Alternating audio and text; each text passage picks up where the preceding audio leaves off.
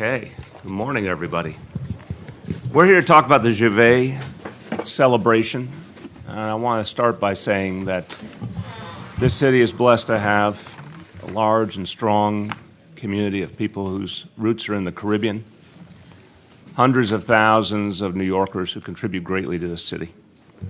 And on Labor Day weekend, we have the parade, obviously one of the biggest events in New York City each year, and the Juvet celebration preceding it. It's a very important moment for the Caribbean community, and we respect that, but we are absolutely committed to ensuring that this be an event where everyone is kept safe. Last year, as everyone knows, we attempted a series of major changes and tremendous amount more police presence and additional resources, and yet we did not get the result we sought. Lives were lost, and that's unacceptable to all of us. So we're going to have a very different plan for the Juvet celebration this year. There's going to be even more police presence. There's going to be a series of changes. In fact, you're going to see the same kind of measures that we take on New Year's Eve to create a much more orderly and controlled situation. Now, you're going to hear from a variety of people after me, including leaders of the community who led the planning process and played a key role in determining which measures made sense. That respected a tradition that goes back generations and recognized the fact that people would be gathering either way, but acknowledged that we had to increasingly add security measures and change the basic dynamics of the event to make it safer for everyone. So that's what we're going to talk about today. The folks who you'll hear from, I said, I want to thank them all because this was a planning process that was community-based, that took a lot of rethinking, a lot of new thinking, and it was a strong collaborative effort over months and months to figure out the right balance. So you'll hear from a number of them in a moment. I also want to thank some other folks who are with us, who have played a crucial role in this process and will play a crucial role on the night and the morning of Juvet. I first want to thank Eric Cumberbatch, Executive Director of the Office to Prevent Gun Violence in the Mayor's Office, who's done outstanding work working with the Cure Violence movement, which will play a very, very important role in the efforts around Juvet. For the NYPD, I want to acknowledge the leadership roles in this planning process played out by Chief of Patrol Terry Monahan and the Brooklyn South Commanding Officer Chief Stephen Powers. Both of them put a huge amount of time and energy into creating this new plan. I want to thank them for that. I want to thank the Chair of Community Board 9, Musa Moore, for his good efforts and his support. And, of course, want to thank our hosts here today, the Brooklyn Public Library, for all they do for Brooklyn and for having us here in their wonderful facility. So here are the basic changes. I think you know about them already, but just to summarize, we'll be starting the parade, the Juvet parade, at a later start time, 6 a.m., when it will already begin to be light out. The parade route will be closed to the public the night before. You will see an increased police presence. There'll be hundreds more NYPD officers than last year, and last year again was a increased presence compared to the past. There'll be more light towers along the route, a 30% increase from last year. We believe these efforts will make a big difference. We also believe that the unity that has been exhibited by all of the stakeholders in seeking this plan and spreading the word to the community that this plan is what everyone believes will work best, that is going to play a crucial role. And I mentioned the Cure Violence movement, sometimes called violence interrupters, also known as the crisis management system.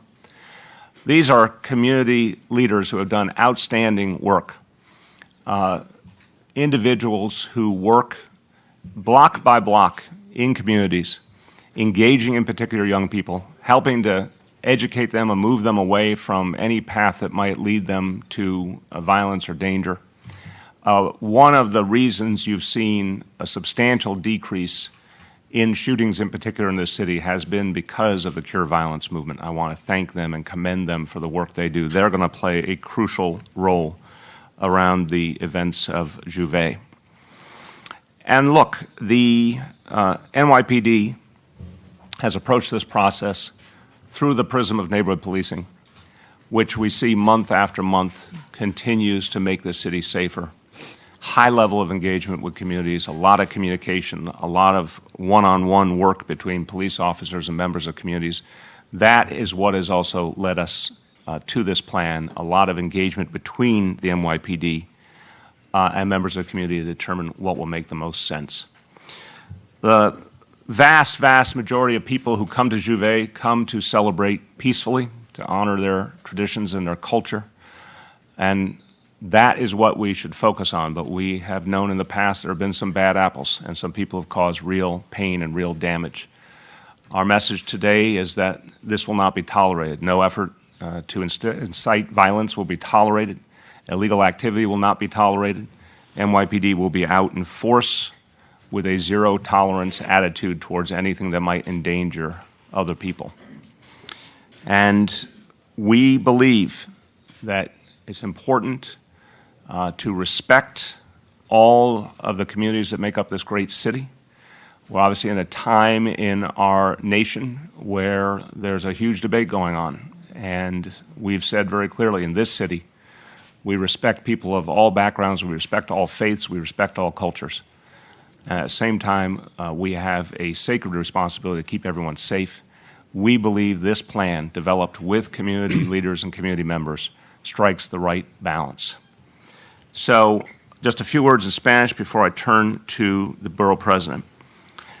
Estamos colaborando con la policía y líderes locales para que este sea el Juve más seguro y mejor de nuestra historia. La gran mayoría de los que participan solo quieren celebrar la grandeza de la comunidad caribeña. Nos vamos a permitir que unas pocas manzanas podridas les arruinen el día. With that, I want to turn to Borough President Eric Adams. I want to thank him. I think everybody here knows that before he chose to be a public servant by running for office, he spent well over 20 years as a member of the NYPD, rising to the rank of captain, if I remember correctly, and brings a unique perspective on both safety and on developing the right relationship between police and community. He has been in the forefront of this effort to create the right balance and create an approach that was community-based that will keep everyone safe, and I want to thank him for his leadership. Borough President Adams. Thank you, thank you. And we intentionally picked this position in this room so I could lobby the mayor to get money for air conditioning for here. Well done. Thank you, Eric. Should have done it sooner. And we cannot say enough about the collaboration, in particular, Commissioner O'Neill. And we stated last year that it was not about just attempting to find a solution the weekend before Juve. We had to do things throughout the year, and the community policing aspect of interacting with communities on a local level started really to plant the seed and fertilize the ground that will produce a peaceful harvest on Juve weekend.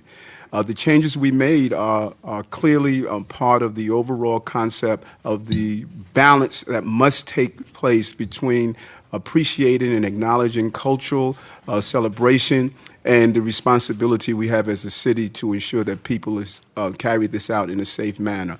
And the goal was, after last year, we immediately hit the ground.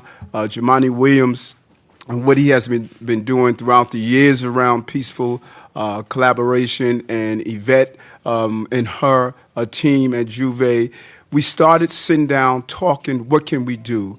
And I have to take my hat off to Tiara's mom, who was a young girl that we lost last year. She turned pain into purpose, as well as Mr. Gabay's wife, who started a nonprofit that dealt with the issue of violence.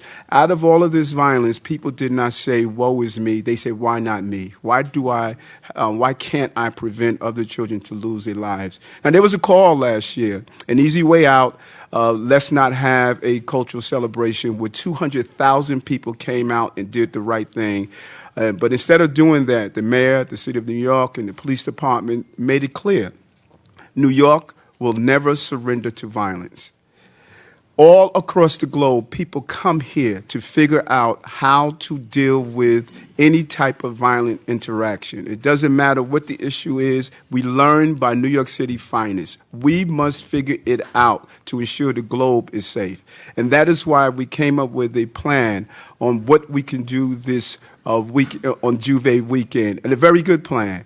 Moving into the day hours, having checkpoints, ensuring that illegal behavior is not taking place, using some of the violent interrupters, unsung heroes that many people overlook, and I'm so glad the mayor acknowledged them.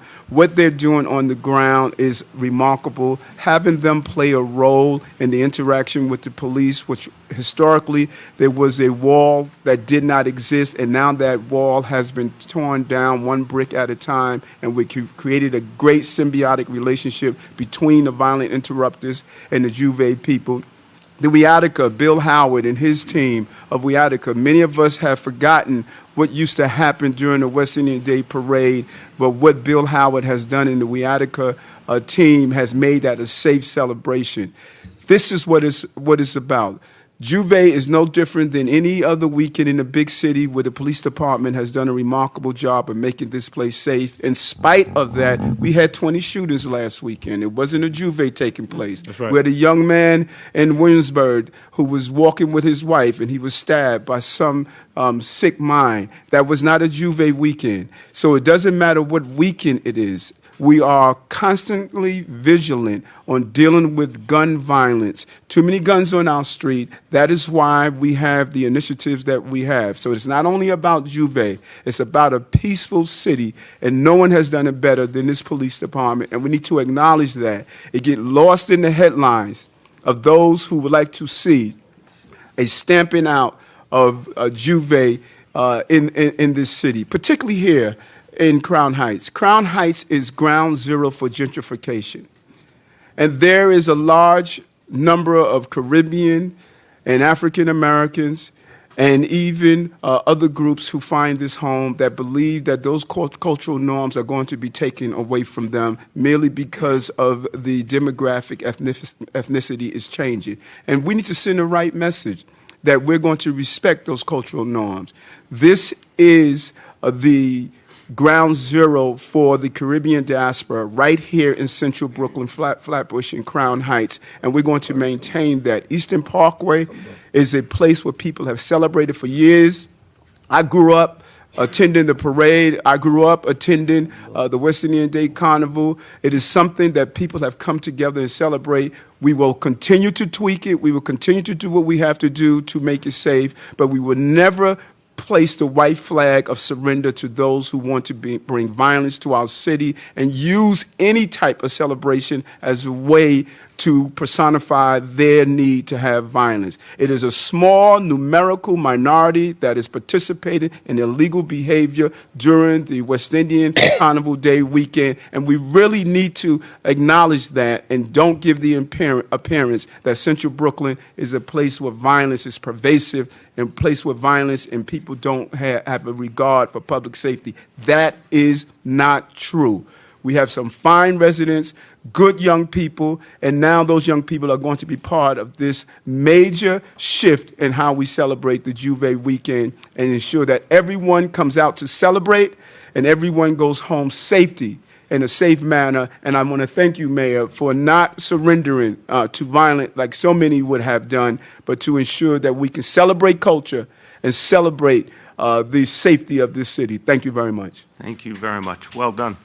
Thank you. And now I want to turn to our police commissioner. I want to say, Commissioner O'Neill, again, thank you to you and your entire team for what's been an outstanding process, working closely with the community over the last year. And I think it shows in the final product that community input made all the difference. Commissioner O'Neill. Thanks, Mr. Mayor. So every year, thousands of people look forward to this celebration of Caribbean culture and life at Juve. But there are also many that fear because of the history of the violence that's associated with it. And at the NYPD, we know what the problem is. Historically, it hasn't been the people that come to legitimately celebrate their heritage, their culture. It's a real small percentage of the population, out-and-out criminals who senselessly carry out violence against others just for the sake of doing so. So the day after last year's Juve, we immediately started working with every stakeholder, and I think that's the point everybody needs to take from this. This isn't the NYPD or the mayor's office doing this by ourselves. We worked with everybody to come up with this plan. Worked with Eric's office. We will work with Jimani, with Lori Cumbo, with the Juve International, with the communities. So this is a plan that we all came up with, and I think this is the best way to move forward. So we should have a successful, enjoyable, and safe event for everyone this year. The time change, for starters, should help us. In fact, all of our combined efforts are geared towards deterring acts of violence. In a minute, Chief of Patrol Terry Monahan will detail many of the specifics as far as the NYPD is concerned. And I really can't overstate how important Cure Violence is to what we're doing and to the weeks leading up to Juve and to the night of, the morning of. I can tell you you'll see even more police presence. We are putting more people on the detail this year, and there's a lot that you won't see also. And Terry's going to go into the specifics. I want to thank all the residents, the community leaders, the organizers at Juve City International, Yvette, and the elected officials we've been working so closely with. Good morning, everyone. I'm not done yet. Hold on a second there. So energetic, Terry. You are ambitious, aren't you, Terry? These are people who believe and know that things can be done differently here. Things can be done more safely while still maintaining all that is great about the celebration. You recall that for last year's Juve, the NYPD instituted some major changes, including making a huge investment in our resources. We almost doubled our detail last year. We said then that this will be the standard going forward, and it is. But that's because we know that working together, we can make sure this is a safe event for everyone who genuinely wants to enjoy the culture and the diversity that makes New York City so great. So, Terry, there you go. There we go. Listen, I can't stress enough how much of a collaborative effort this is. We met numerous times over the Borough President's office with all the local councilmen, community members, Juve committee, and we came up with a plan together. So this wasn't a police department plan. This was a real joint effort. So what we're going to be doing on that day is very similar to what we do at Times Square. The entire route of the parade, Empire Avenue from Flatbush down to Nostrand.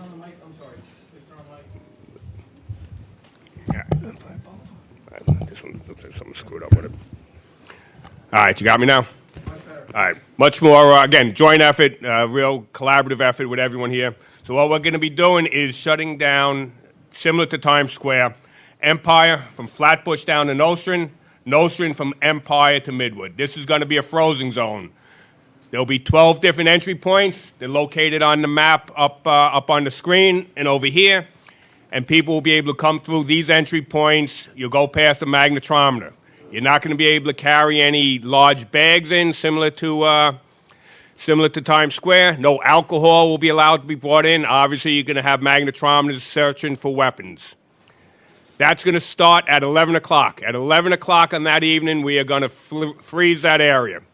Between 11 and 2, we're going to look to sweep the entire route. People that are on the route will be able to stay there, but there will be checkpoints on the streets itself. So by 2 o'clock, hopefully everyone that's been on that route, that lives there, would have been through a checkpoint. We can ensure that there are no weapons on there. The groups that are going to be participating in the parade will line up on Flatbush Avenue. They'll be coming in off of Grand Army Plaza. They'll be in that area. They'll be identified by bands, and they will go through a checkpoint too as they go into Flatbush. We will make sure that the parade is held off till 6 o'clock. At 6 o'clock in the morning is when the first group will start marching down the blocks. We will be doing quality of life enforcement throughout the day. Again, we give discretion to our officers. There can be summonses, there can be arrests, or it can be correcting the condition. That'll be done throughout the parade route and around the parade route. At each one of our 12 entry points, work very closely with Eric Cumberbatch and his Cure to Violence people.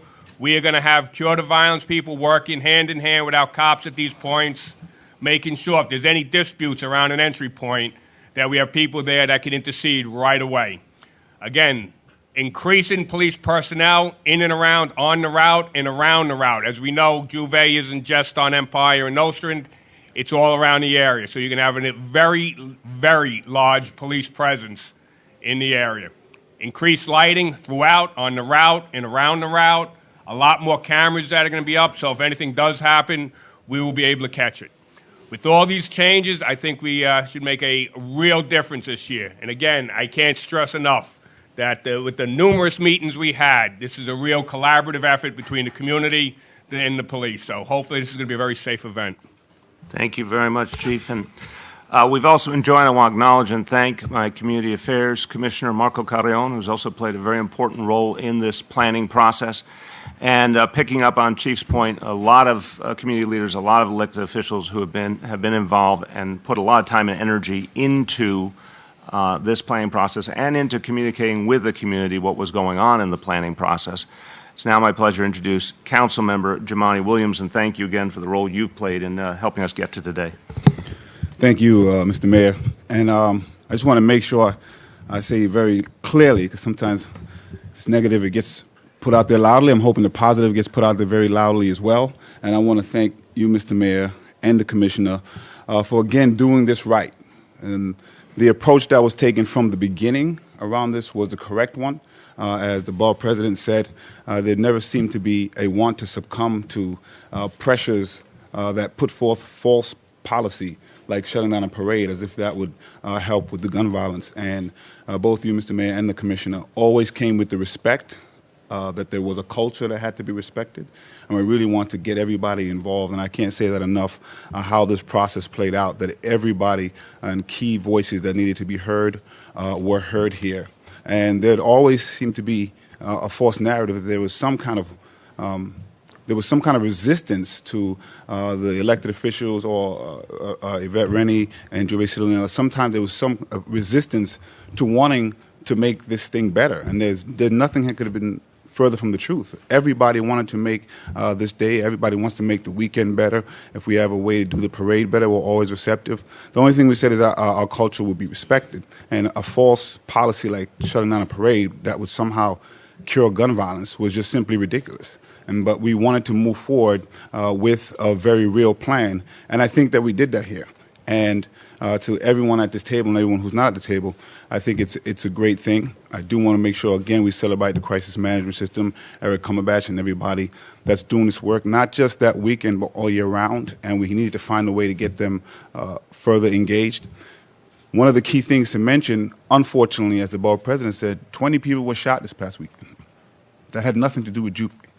And one thing I want to make sure we take away is all of this pressure, the cameras, everybody, needs to remain focused on how to deal with gun violence, whether it's a Juve, whether there's a Labor Day weekend. Because the message that we kept trying to send is that these communities are dealing with gun violence and dealing with people who are dying, whether it's Juve weekend or it's not. And their lives are just as important. We want to make sure that no lives are lost on no weekends. And that was a very, very critical point. In terms of the parade route, I'm thankful because I think a lot of this attention is going to bring more people to the parade, because I kept saying I didn't know there was a parade there until I was honored to be the Grand Marshal. That morning, Juve morning, is not just a parade. It is a cultural celebration.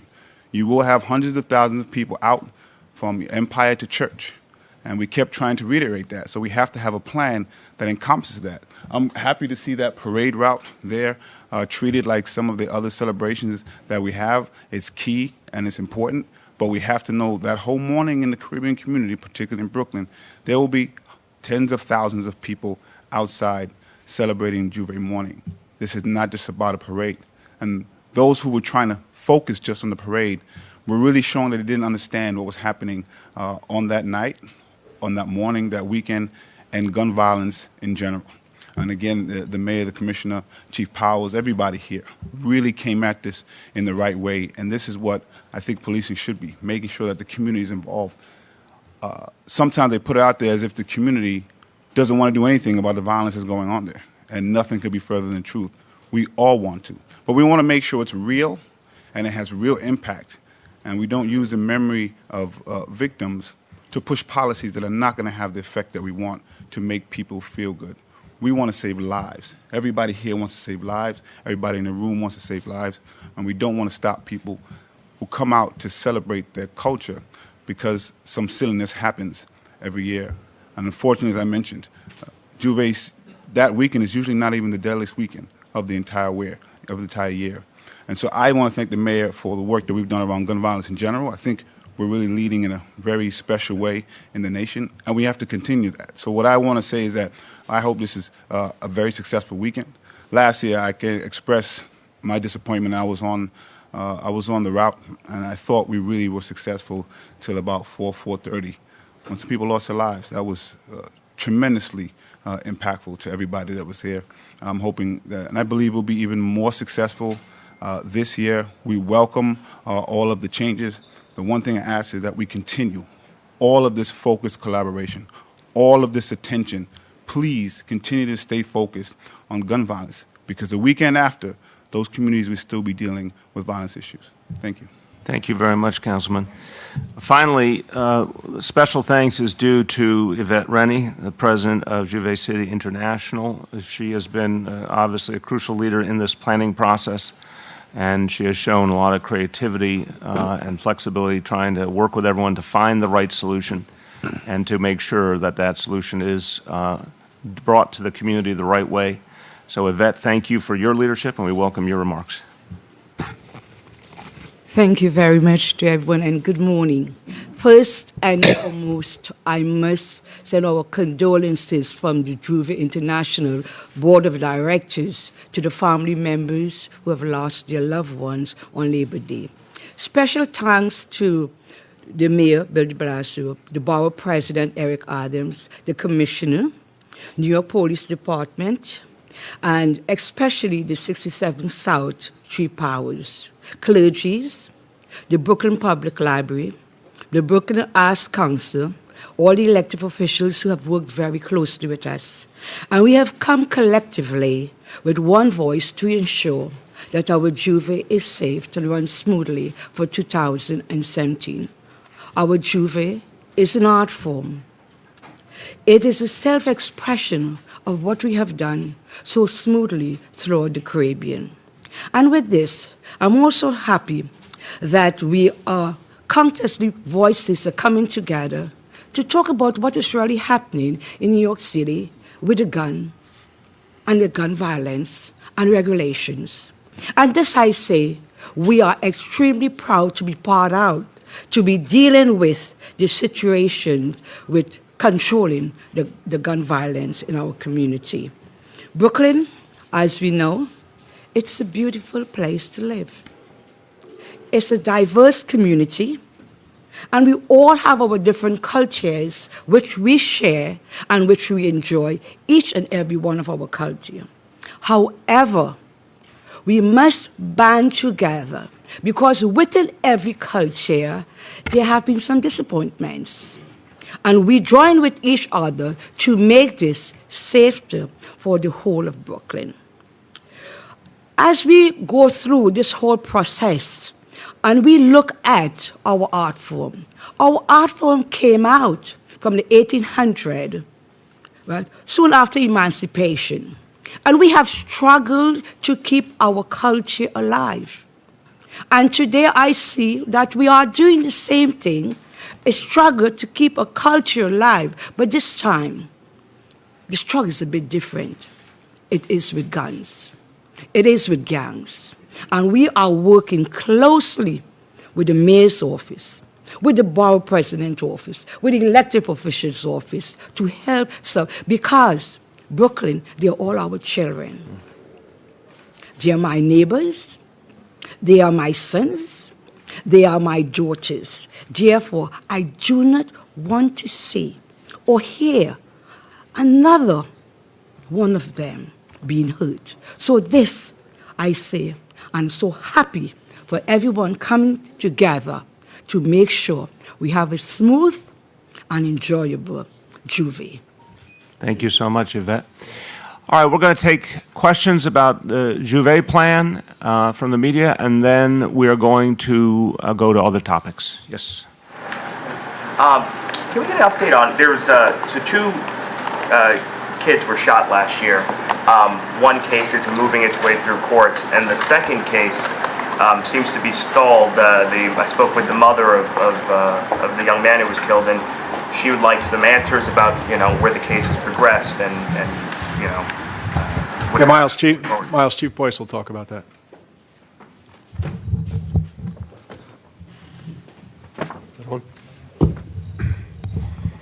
Good morning, everybody. Good morning, Miles. So in regards to the two shootings last year, one at about 3:50 in the morning happened on Flatbush Avenue, in front of 469 Flatbush Avenue.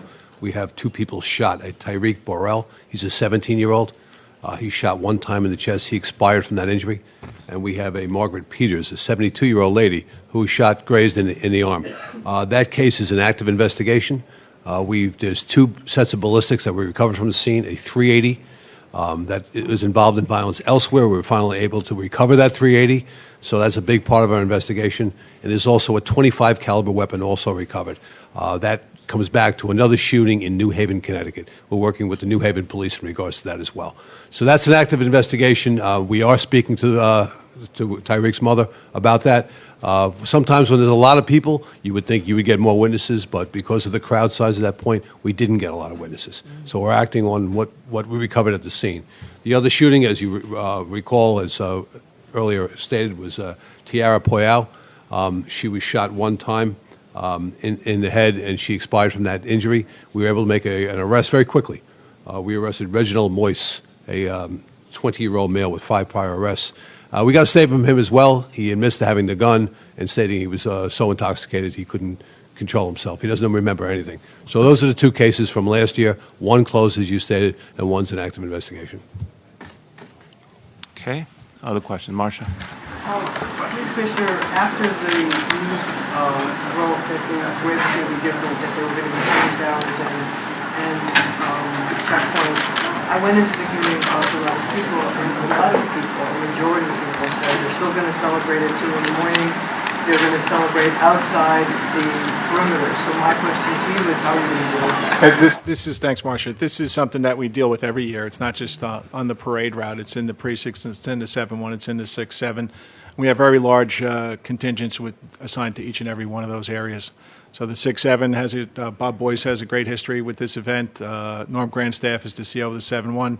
He'll have additional personnel to deal with anything that happens off the route. And are there any special things that you're going to be doing to try to discourage people from celebrating early and getting their emotions? And again, this is the biggest point I want people to take away from this. This isn't just about the NYP deciding what we're going to do about Juve. This is the community coming together and collaborating. So we're working with the violence interrupters. We're working with community members to make sure we can educate people leading up to that morning. There is going to be quality of life enforcement, but again, our officers, we've been pushing this since we started neighborhood police, and we're giving our officers discretion. There are various ways to deal with quality of life offenses throughout the night. Yeah, David. You talked a little bit about the effect of the neighborhood policing program on coming up with this plan. Can you describe how the NCO officers in particular helped out? They're part of the education program, David. This is they are the liaison between the sector cops and the response cops to people that live and work in the community. And we've been talking about this for quite some time. This is the event this morning. This is a couple of weeks before Juve, but this is something we've been putting out in the community for quite a long time now. Any ideas that came up from the NCO police officers in particular that informed this plan? Steve Powers would probably be better able to answer that, but I know that we've been working real hard on coming up with a solution, and again, just not within the NYPD. Germani's people, Eric's people, people from the mayor's office. So this is a good collaboration of how to move forward here and how to keep the event safe. Lisa? I'm sorry, let me follow up now. Chief, did you want to add to that? Yeah, I just want to say a lot of the NCOs have been involved with the licensed establishments to make sure that, things like overcrowding, sales after 4 a.m. and everything like that. Also with the store owners, we're trying to get people to keep their lights on in the neighborhood. Anything that can enhance, our ability to have visibility at night and, just keep the neighborhood. We're not there to stop partying. We're there to stop, unruly behavior. Yeah, and David, one more point to this. So I think what you're seeing is a philosophical shift that's affecting things on many levels. So the approach this year as neighborhood policing has deepened as the operational core of what the NYPD does. You've seen a greater devotion to working with community members and community leaders. You've also seen a greater connection to the Cure Violence movement. This is a very big deal. This is, if I may editorialize, I think this is being underreported because it's a major, major evolution in this city. And Jumani certainly can bear witness to this. For years, the Cure Violence movement was showing real success, real promise, not just here, but around the country. But there was a disconnect with the NYPD, even sometimes a wariness. In the last couple of years, I want to give Commissioner O'Neill real credit for not only having been the architect of neighborhood policing, but also having seen what kind of alliance could be built. You see more and more work at the precinct level, where precinct leadership and Cure Violence leadership are meeting regularly, sharing ideas, working in a positive collaboration. So the presence of the Cure Violence movement this year is a change in the strategy. I think a very important change that's going to have a big impact. But I think you can't assume that would have happened if it weren't for the neighborhood policing philosophy. Lisa. Mr. Mayor, you talk about a Times Square style security plan. What's going to be the policy on bags, and will there be bag checks and also, the metal detectors? Chief Monahan will speak to that, but yeah, their bags are going to be checked. People are going to have to go through metal detectors. It's very much picture what happens on New Year's Eve in Times Square. If you go into those areas, those closed-off areas, you're staying there. You are not bringing big bags. You're certainly not bringing anything that could be a danger to anyone else. You're not bringing alcohol. It's a very controlled environment. And look, New Year's Eve, I want to remember as New Yorkers, this gets to Jumani's point earlier, that good news doesn't always travel as far as bad news. New Year's Eve is a tremendous success in this city each year. It's an extraordinary effort put on by the NYPD with, I think, well over 1 million people in attendance, and it's done very peacefully each year. It's a highly controlled situation, but everyone does get to celebrate. So we're borrowing from that model and bringing it here. Chief, you want to speak to the specifics? Yeah, again, exactly like New Year's Eve. No large bags, no backpacks. Any alcohol will be confiscated, and obviously if you're coming in with a gun or a firearm, you're going to be arrested. So it'll be a strict magnetrometer thing as you go through. Just really quick, I wanted to add 2 quick things, particularly for the credibility of our credible messages. I just wanted to make sure we clarify there's a great partnership that happens, and everybody has partnerships. They're not working necessarily for the police department, and with is a question, but we just want to make sure we're focused. They have their job, and the police have their job. There is a partnership that is there, so when it's reported, I just want these guys to No, there's an independence, but at the same time, there's a lot more communication, a lot more respect for the role the Cure Violence movement plays. And the second part was that I just wanted to make sure that we clarify, because there's still some people who are going to say, why don't you cancel the parade? Why don't you this and that? You cannot cancel Juve. It is not something that will be canceled. You can apply martial law, but then you have to do that in other places like Memorial Day weekend, New Year's, 4th of July. Juve is a celebration that happens in the Caribbean community on a long swath, much longer than that parade route. What we're doing now is focusing on how to make that parade route safer, and we've talked about ways how we can engage the community as well as the police department throughout that whole area that people are going to be out celebrating Juve. Yeah. Question for Chief Monahan, just to reconfirm, this is Sunday, September 3rd is the parade, correct? What date is it? Monday. Monday. Labor Day itself. Monday the 4th. The parade route closes 11 p.m. the night before. The parade kicks off at 6 a.m. on the 4th. Correct. Okay. Behind who? Courtney. Ms. Commissioner, what kind of, you said quality of life enforcement outside of the parade route, so what kind of quality of life enforcement are we talking about, arresting people for? We're not necessarily talking about arresting people. There's many different ways you can deal with quality of life. You can arrest people, you can give them a summons, or you can warn them. So that's what we're going to be doing throughout the night. Okay. Way back. Yeah. For Chief Boyce, you mentioned the investigation that's still active, the Terry Farrell shooting. You said, The other case is still active. The Tyre Poyal was an arrest on that. The other case is still an active investigation. Still active. Right. You said 2 guns had been recovered and that one. No, one gun has been recovered. 2 shell casings, 2 sets of shell casings, one 380, one 25. We recovered the 380 later that year on New Year's Eve, I believe, on a bus. So we're looking at those folks as well who were on that party bus. That's what I meant by the 380. One recovered, one still out there. You said one had a history of like crime in New Haven. New Haven, Connecticut, correct. And did the other one have any? Is there One other shooting on the other one. The one in New Haven is still out there, but there was a ballistics hit with that case in New Haven. With 2 sets of guns, was this a crossfire thing?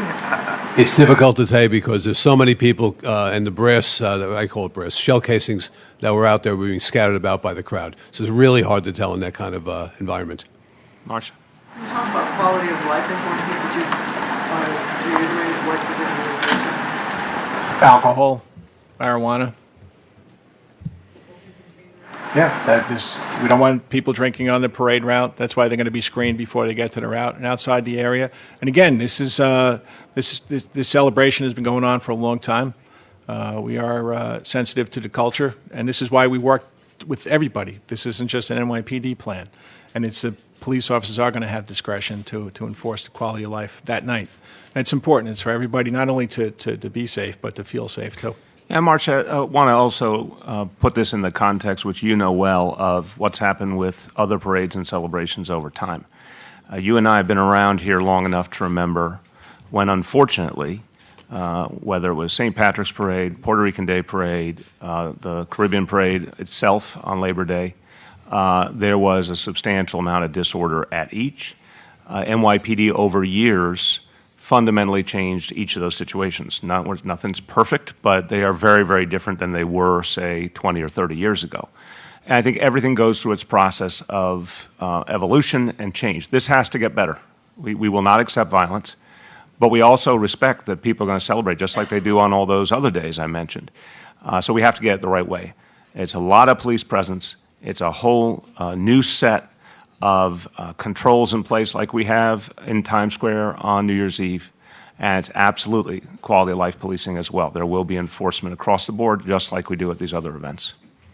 Yes, Courtney. Mr. Mayor, let's say it doesn't go well and there are violent... I'm already going to tell you we're not dealing in hypotheticals, but you can go ahead with your question. If there are violent incidents again, would you consider canceling? We're not going to deal in hypotheticals. This is, again, I believe this plan is a very, very strong plan. I think the NYPD has done tremendous work. I think the community leaders have done tremendous work. And you're going to see something you've never seen before. Literally in the whole history of Juve in New York City, which goes back generations, you've never seen this approach before. I think it's going to be very different and very effective. We'll evaluate it afterwards. But to the point you've heard several people make, think of any holiday, religious holiday, cultural holiday. The holiday's not going away. People are going to celebrate the holiday. And that is true of all faiths and all backgrounds, and we should mutually respect all faiths and all backgrounds. Our job is to figure out how to keep people safe. And I'm convinced this is the right plan. Mr. Mayor, so moving this into the daylight, were the crimes that were committed in daylight, were the shootings committed in daylight or in the dark? Before I turn to PD on that, just to make the obvious statement, in a daylight atmosphere, it is much easier for the NYPD to do their work. And I think we would all agree as human beings, daylight communicates something very different to people, that they cannot hide their actions. There's a different way people comport themselves in daylight hours. So we knew that psychologically and operationally it would be a far improved situation. So the 2 shootings, Rich, were one is at 3:50 hours in the morning. That's the one at 469 Flatbush Avenue where Tyree Burrell was killed. And the other shooting was at 04:15 in the morning, so just prior to daylight. And if I just jump in, that was right at the start. A group came off, the first group that started on Juve.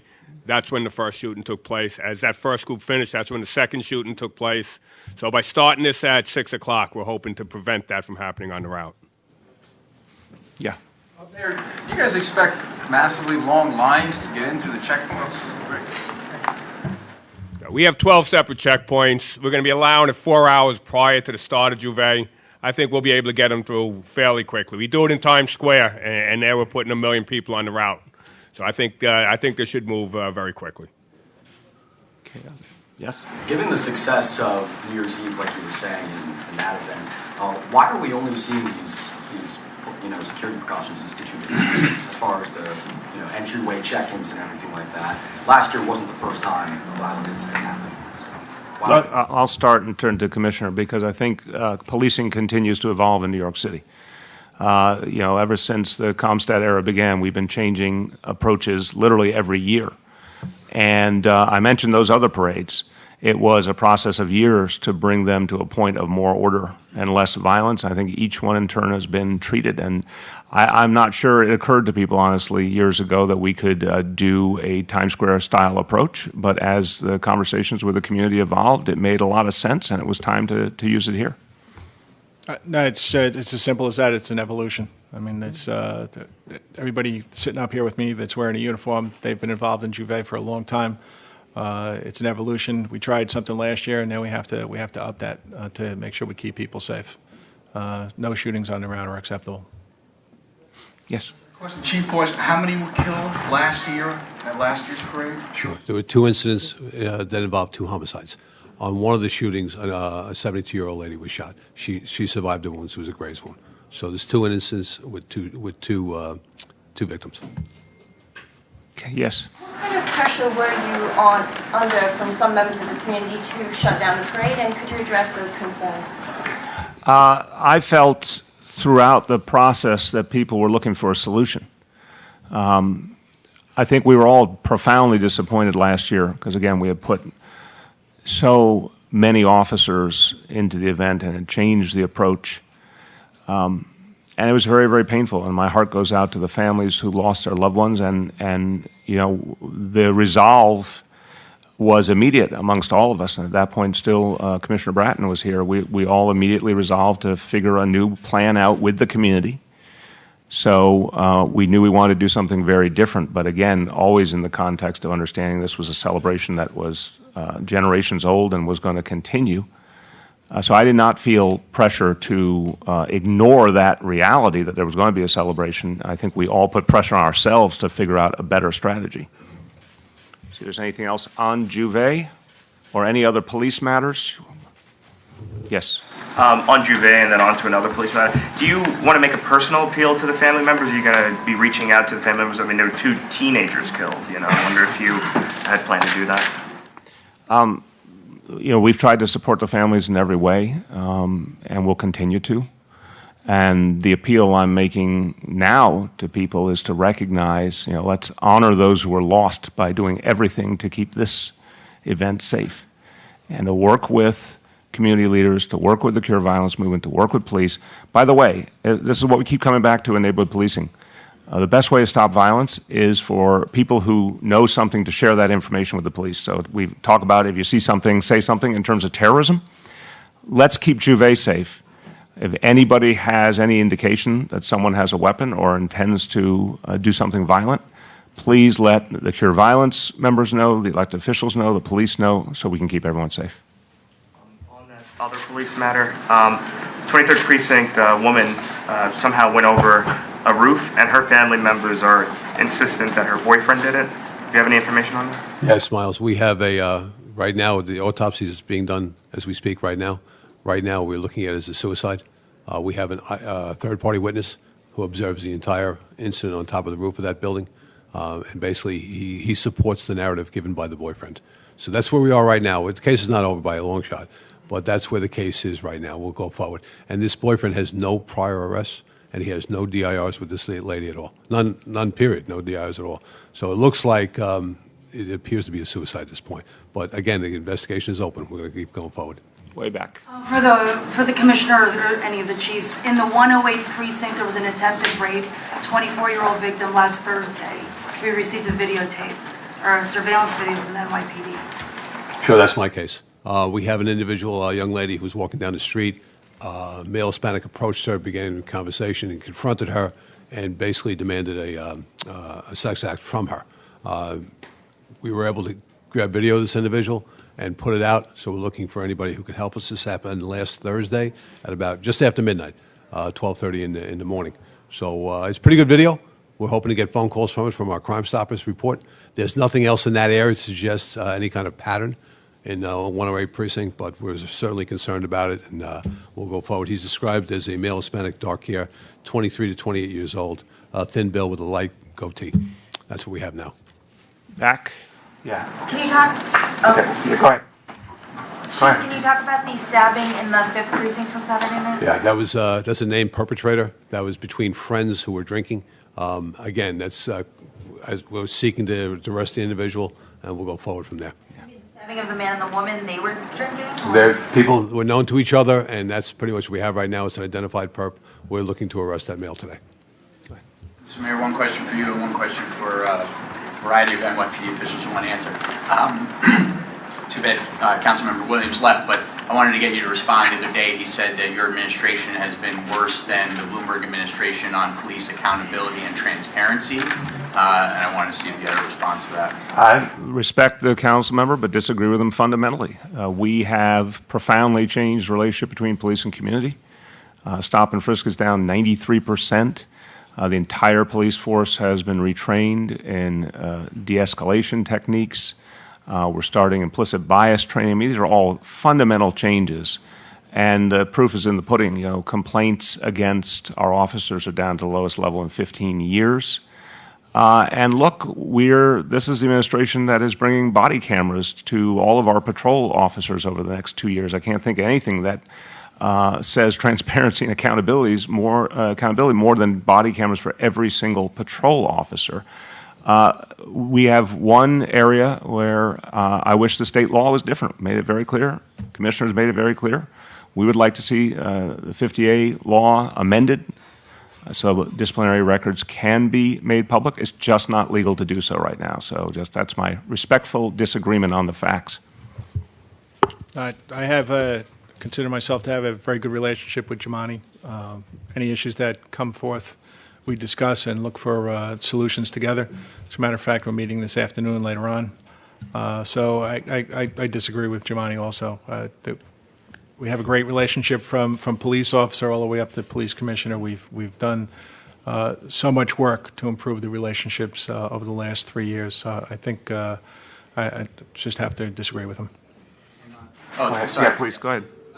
On a totally different topic, in May you released a domestic violence task force report, and I just wanted to see from Commissioner or other NYPD officials if you had an update on how that's gone, and I don't know if there's any recent data on domestic violence reports that is available. Yeah, I'm sure we're probably going to be doing some press sometime soon on that, so I'm going to have to get back to you on that. Okay. Rich. So, Mr. Commissioner, I wonder if you would give us your evaluation of the policing in the Charlottesville incident down there. I've had a little time to reflect on it. We have a lot of experience in New York City on dealing with large crowds and large events, and I think that's come about because of so much that happens in New York City, and we do our best to make sure we screen people before they come into demonstration areas. We do our best to separate groups with different opinions. So now I know what we do up here. Again, somebody asked me this last week. I don't really know the geography down there. I don't know the number of personnel that they had down there. I know what we do here in New York City. Commissioner, your response to the demonstration on Saturday on the police officers and former NYPD officers on behalf of Colin Kaepernick. This is in the spirit of transparency. We are all human beings and entitled to our own opinions. So that's if this is how they feel and they want to express themselves, I have no issue with that whatsoever. As a matter of fact, I encourage it. Yeah, and just to clarify for everyone, off-duty people, they're citizens off-duty and have a right to express their opinions. And when people are on duty, their political opinions are put aside and they serve everyone, without any bias or political judgment. Any update on the murder in Greenpoint Friday? Any suspects, additional arrests? Sure, that would be my investigation. Right now, we had a homicide, a stabbing homicide. George Carroll was stabbed one time in the chest, causing his demise. This happened at about 9:30 at night on a Friday. Detectives have been working all weekend on this case, and we came up with an identified perp. We are seeking him now. His name is Gary Correa. This is the individual. He is 19 years old, looks a bit older than that, but he's got 13 prior arrests. He is the perpetrator. He's been identified by witnesses at the scene. He lives nearby in the Bushwick houses, not that far away. Mr. Carroll was walking down the street, and just some eyes back and forth led to a dispute where this male came up to him and stabbed him one time in the chest, causing his demise. Horrible. Okay, any other police-related matters? Yes. An update on the sexual assault in Flushing with the Uber driver? We have an arrest on that case. We do, and he made admissions to the fact as well. So I don't think he has any prior arrests, this individual, but he's arrested, and we did get a statement from him.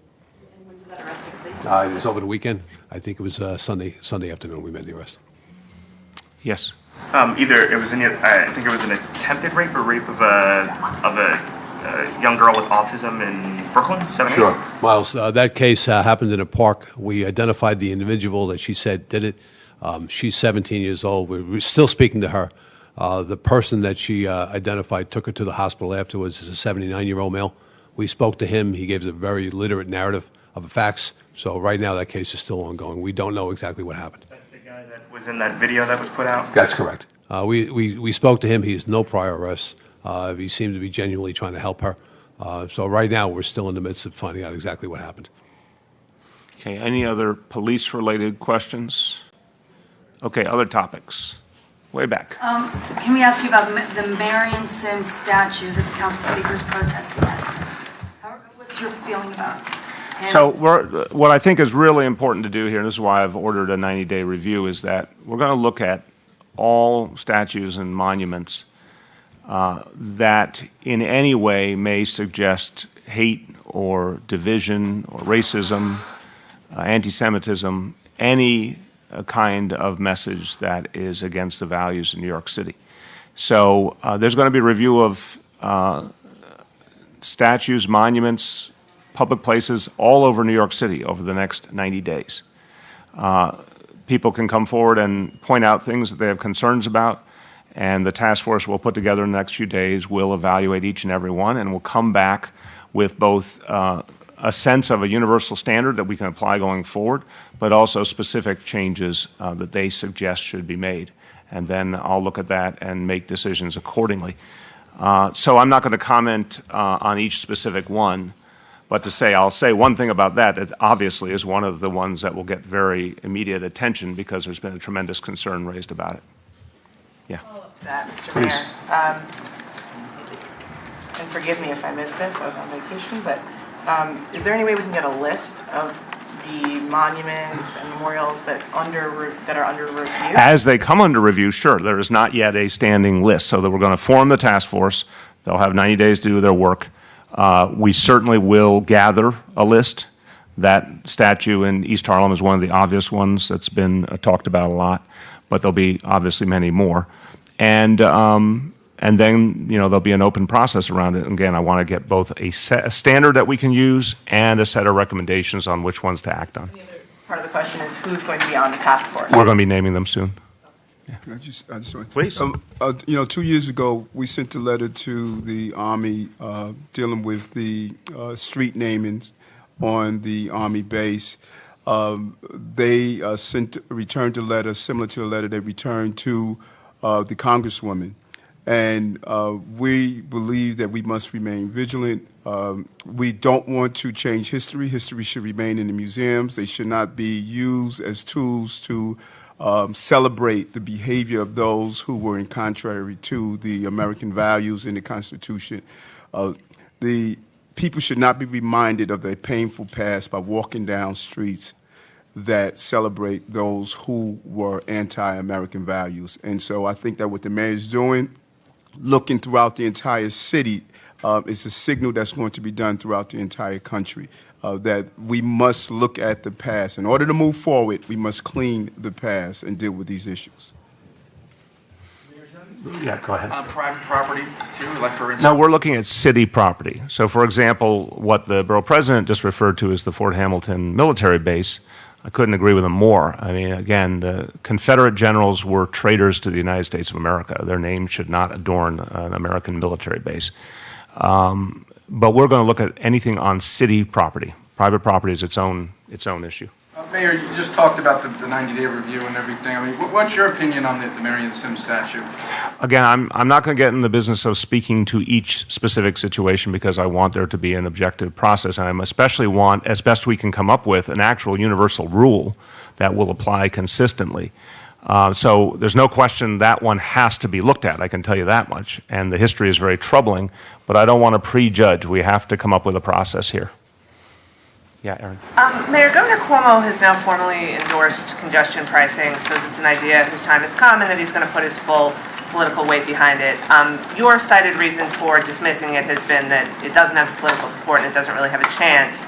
Does the governor's stance change your evaluation of that calculus at all? And also, can you just speak to your opinion of it on the merits, putting aside the political chances? So a couple of things. No, it doesn't fundamentally change my assumptions on its viability because so long as this current Republican state Senate leadership is in place, I think it's inconceivable, particularly given the focus that the current Republican leadership in the Senate has on Long Island. I think it's just inconceivable this action would take place, unless what the governor is talking about is something very different than the previous congestion pricing plans.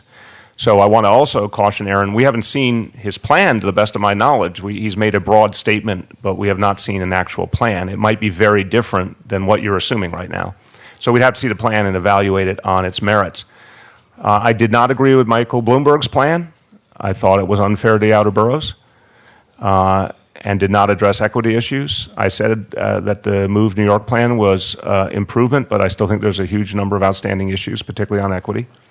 So I still don't see a path forward on this, but if the governor comes up with a different kind of plan, we will assess it at the time. Yes, Courtney. Mr. Mayor, the debate stage is set.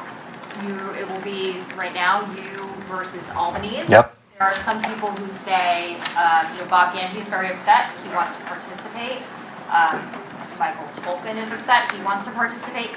Do you think those two candidates should also be invited? I think the debate sponsors and the law that we have regarding the campaign finance board are what matter here. There are very clear rules about how you qualify, and they're not that onerous in the scheme of things. We want candidates who are going to be part of debates to have proven they're serious candidates. So those rules are in place. The sponsors will figure out how to interpret those rules. Whoever the lineup is, I will be happy to meet that lineup. Yes. Mr. Mayor, following up on that, you have the debate coming up. You were out of town on vacation last week. What have you been doing to prepare? There was some criticism as well that your campaign asked for the matching funds, basically arguing that you do have some competition coming up, yet you went on vacation.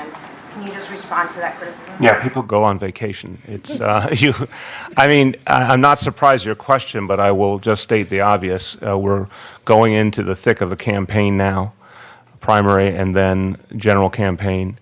I wanted to, get a last chance to take a break before going nonstop into that. I have campaigned many, many times. I campaign nonstop when I do. And I'm taking this very seriously. I have been preparing. We've done a number of prep sessions already, the same way we did debate prep in 2013. I never take anything lightly. I've been an underdog in essentially every race I've ever been in. This is a different dynamic, but it doesn't change my preparation. Yeah. Mr. Mayor, I just wanted to ask you about the increased use of the title special assistants in your administration, just trying to get a better understanding for why so many more people would have that title now than under Bloomberg. And also, your spokesman said it provides flexibility in demanding different types of work from people. Just wondering if you can give us an example where that might be necessary. Yeah, it's when you have someone in those roles, they're expected to work nonstop. And a lot of those folks work 6 and 7 days a week and very long hours. And we get a lot done through folks who have those titles. We're trying to do a lot. I can't tell you all the intricacies of the Bloomberg administration. I can tell you in this administration, we've put together very ambitious goals. Obviously, things like pre-K followed now by 3K, what we've tried to achieve in terms of reducing crime and changing relationship between police and community, the affordable housing plan, the biggest in the city's history. These all take an immense amount of work, and they all have to be built on all the time, and we think that people in that role are well suited to it. So it's about getting the work done.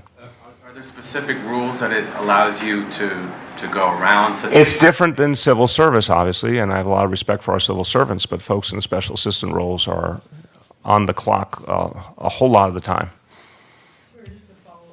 Your Republican opponent, Nicole Maliotakis, has been very critical of the fact that you've added so many special assistants, saying the money could be better spent on things like mass transit or other needs for the city. Look, I think Assemblymember Maliotakis should look at what is being achieved every day.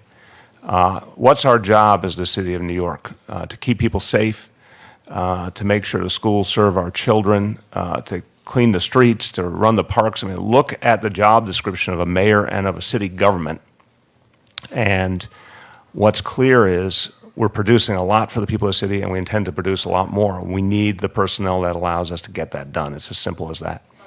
One of the things you said in response to Yo's question was that you say that you have a very ambitious agenda. Are you saying that your agenda is more ambitious than Mayor Bloomberg's because you have, more, probably double the number of special assistants? I have, I have some areas where I really agreed with Mayor Bloomberg, some other areas where I disagreed. But I can say on a number of items, we're trying to do things on a bigger scale. Obviously, we added a whole new grade to our school system with pre-K, and we intend to add another. We have a much bigger affordable housing program than the previous administration had. We're doing things very differently in terms of relationship between police and community, and that takes a lot of effort, including the great work with the Cure Violence movement. That was not something that was focused on in the Bloomberg years. It's something we're putting a lot of time, energy, and resources into. We're running this government very differently, and we are doing a number of things that weren't touched at all in those years, and we've got to have the personnel to make it work. Way back. Mayor, what is your position on the bill that would ban smoking in condos and co-ops? I haven't seen that bill, and forgive my ignorance, is that city or state? Okay, I haven't seen that legislation. I'll certainly look forward to looking at it. Bought your glasses? You gonna watch the eclipse later? I did not get to Warby Parker in time. Dante attempted to and did not get there in time either. Hopefully I can borrow some for a minute from someone at the appointed hour. Obviously it's going to be a pretty amazing event. I do want to remind people, and I'm going to be everybody's mom and dad here for a moment, that do not look into the sun without eclipse glasses. And even with eclipse glasses, I assume you shouldn't look into the sun too long. But also for drivers, from what I understand, it's going to get dark pretty quickly. Maybe not totally dark, but you're going to noticeably see a change in visibility right around the time of the eclipse. So please, at that time, I think it's around 2:40 if I remember correctly, be careful and be extra aware if you're driving a vehicle. Mr. Mayor, we can get back to congestion pricing. I spoke with Sam Schwartz, who's the proponent of the Move New York Duck, and he basically says that his new plan would do things for the outer boroughs, like provide more bus service and other service from what he calls the transit deserts in the outer boroughs. And he also says that by reducing the tolls on the current bridges, while you increase the tolls on the easterly bridges, that also is fair for the outer boroughs. Does that do enough to assuage your concerns about outer boroughs? And then, just as an aside, he seems to think that he has, if there are votes, enough votes in the Senate with the Democrats and a few Republicans who support it to give them the votes to pass it. On the first question, no, it doesn't. I still think there are big equity issues that need to be considered. And again, I don't think this is a realistic conversation, given everything I've ever seen in the Senate. I don't share his assessment. His job, of course, is to be optimistic, but everything I've ever seen of this Senate says this is an impossibility. Again, maybe the governor is going to put forward a very different type of plan, but I can't prejudge that. So no, it does not answer all my concerns, and no, I do not think it's politically viable. Rich. This would be for the commissioner and then anybody in the PD. So the partial eclipse, as it will be here, is that like a king-size distraction that's an opportunity for thieves and pickpockets and stuff like that in places where a Your lot of... lurid imagination, Rich. Watch out for Rich around Well, I got 240. I got one for him. Rich, I don't know if you know, but every night the sun goes down. So I think we got it. Nicely played. All right, you have to pay attention to where you are and who you're with. You've been drinking too much coffee, Rich. Yeah. Just one more on the congestion pricing. Is this something you are invested in, you want to try to craft a plan that you're going to be working with the governor's office, or you're just hands-off, if he can figure it out, God bless him and I'll look at the plan? Or is this something you want to say, yeah, maybe it is time for us to craft a plan together? I haven't seen a plan yet that satisfies my concerns. I don't think it's politically viable. So I got a lot of other things to do in the meantime. If something starts to change, we'll look at it at the time. Yeah. Do you think, if let's say you're reelected, do you think do you want by the end of your second term for drivers to be paying more to drive in the most congested areas of the city? Again, guys, I think there's a psychological term called projection. I've never been in favor of this strategy. I've never seen an example of it that I thought was fair. I'm always going to keep an open mind. But no, there are some people, I believe, including your publication, David, that believe in it. I just happen to be someone who does not believe in it based on what I've seen so far. Okay, thanks, everyone.